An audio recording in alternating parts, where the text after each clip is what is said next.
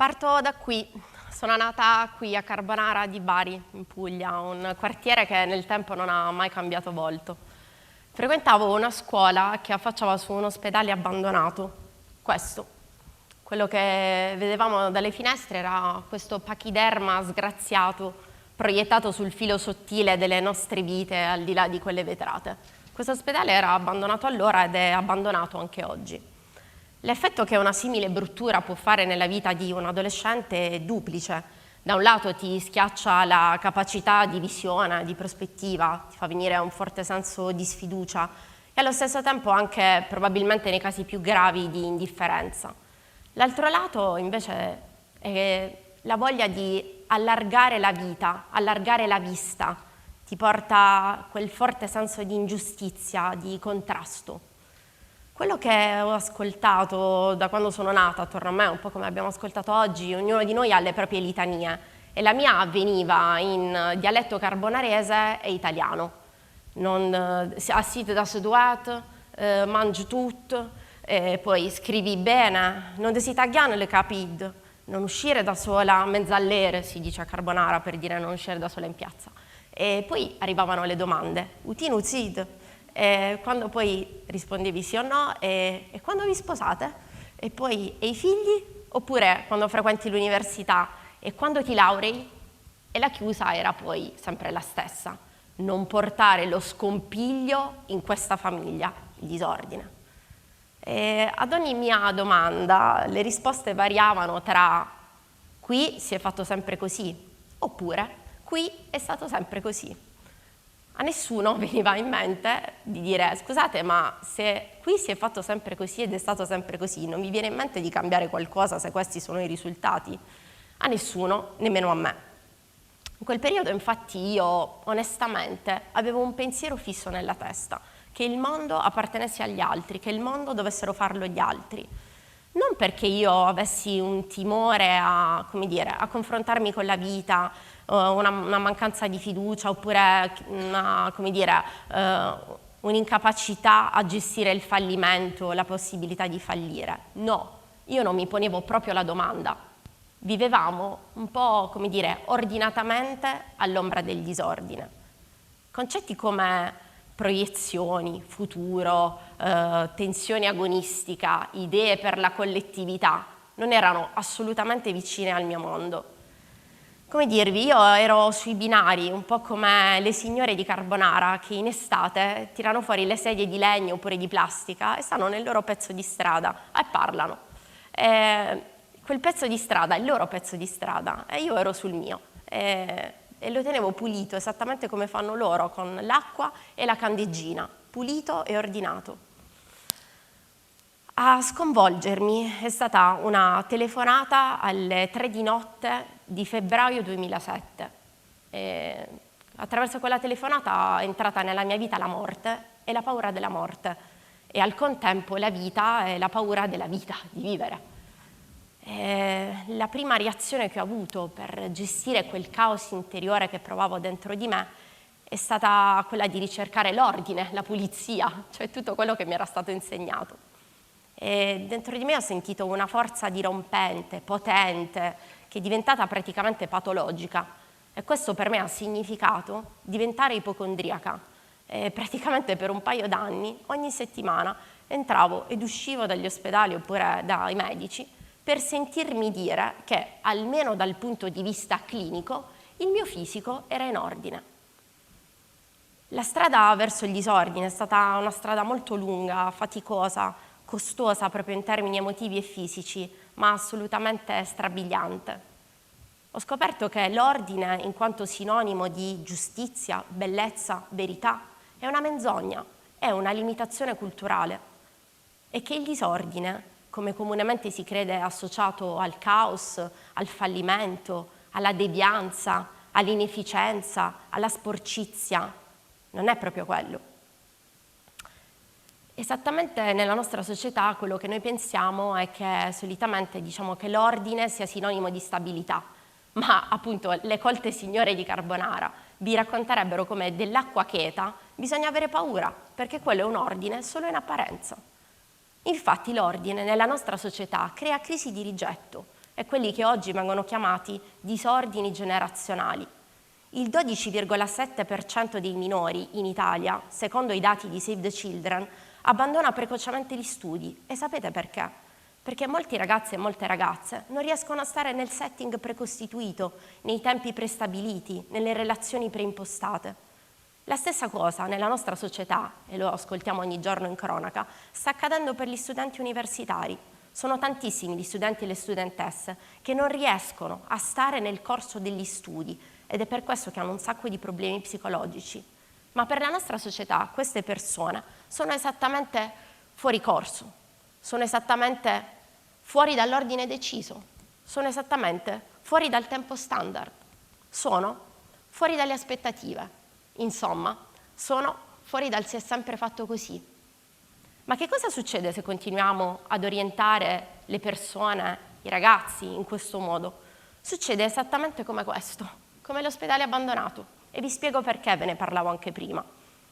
Perché c'è stato un sociologo che si chiama Sennett, che 50 anni fa ha scritto un libro che si chiama Usi del disordine. E dopo un po' ne ha scritto un altro, dopo diversi anni, che si chiama Progettare il disordine.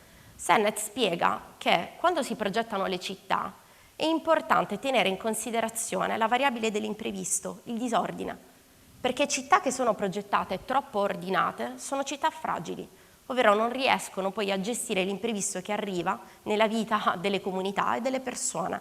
La stessa cosa accade per le opere architettoniche, esattamente come per questo ospedale abbandonato. Questo ospedale abbandonato è un ospedale che è destinato a degradarsi, è stato sempre così, non è stato mai utilizzato d'altronde. E questo ospedale si è destinato a degradarsi perché sono subentrati una serie di imprevisti e non ha più senso nel contesto in cui è stato costruito. Un altro rischio, diciamo, di non progettare il disordine, per esempio per le opere architettoniche, è che le opere architettoniche possono essere demolite, quindi diventano, come dire, opere destinate a non esistere più, ad essere rase al suolo.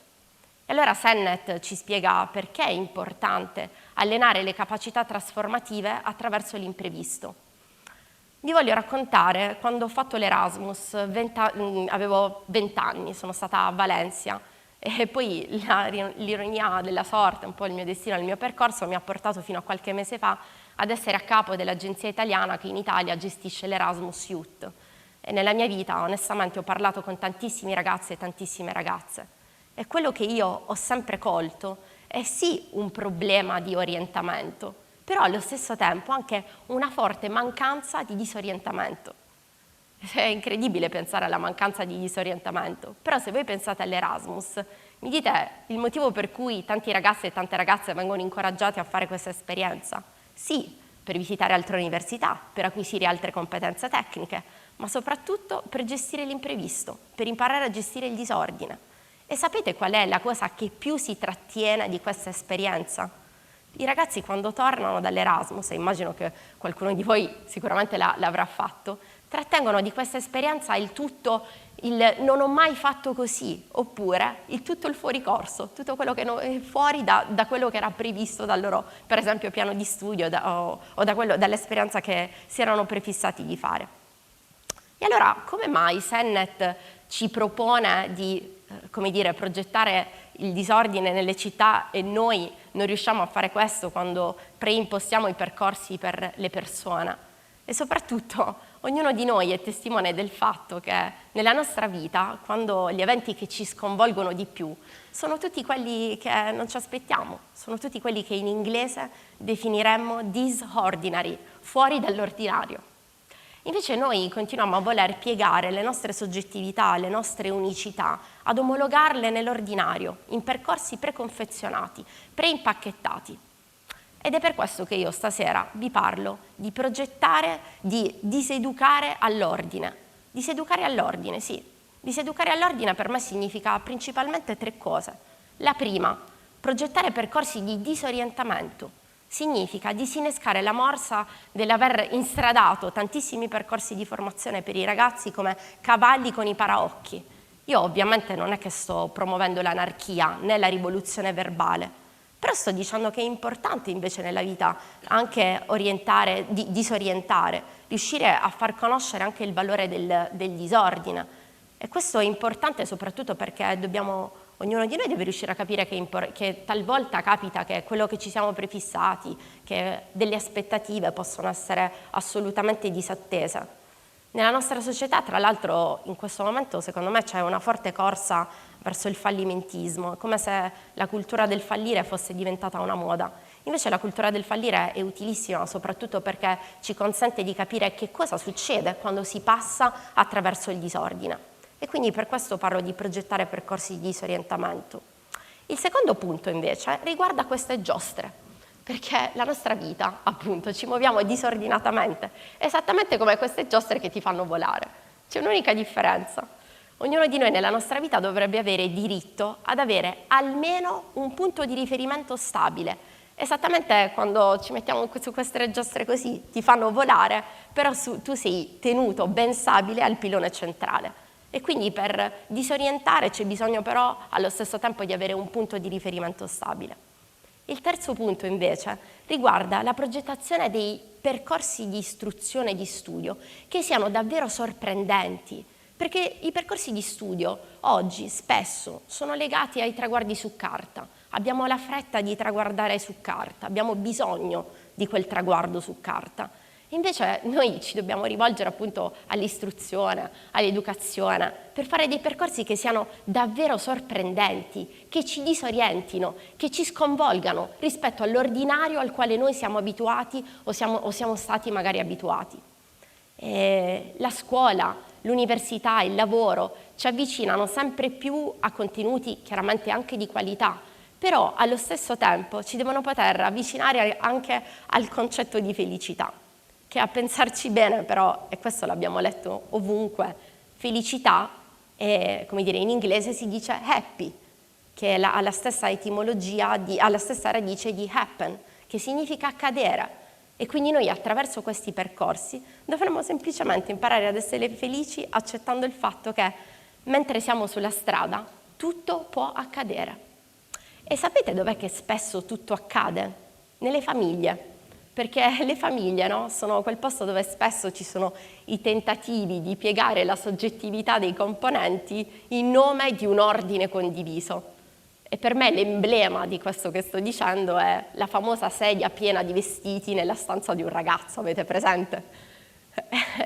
Io ricordo quando mia madre entrava in camera mia e mi diceva «Lucia, metti in ordine!» E io rispondevo, mamma ti prego lascia, questo è il mio ordine. E che cosa ci spiega questo micromondo della famiglia, questo micro episodio? Quante cose importanti, quante cose sorprendenti, quante cose dimenticate di noi troviamo proprio in quelle sedie piene di vestiti, se ci pensate. E allora propongo che il disordine diventi un altro degli strumenti per la crescita, diventi uno strumento per puntare all'eccellenza, perché anche in questo caso abbiamo un tema. Eccellere, no? Nel dizionario ci dicono che eccellere significa essere i primi, però l'eccellenza ovviamente è molto di più. Noi quando pensiamo a essere i primi siamo portati a pensare a traguardare per primi dei percorsi preimpostati, e invece no, perché eccellere significa appunto rompere le celle, rompere le limitazioni, scavare in quella sedia piena di vestiti per ritrovare noi stessi. Ed è importante questo perché ogni ragazzo e ogni ragazza davanti alle famose litanie possa trovare il coraggio e possa vincere la paura e mettersi ad urlare «Ehi, questo è il mio ordine!». E allora io propongo che si diseduchi all'ordine, perché davvero, guardate, diseducare all'ordine è l'unica strada per diventare straordinari.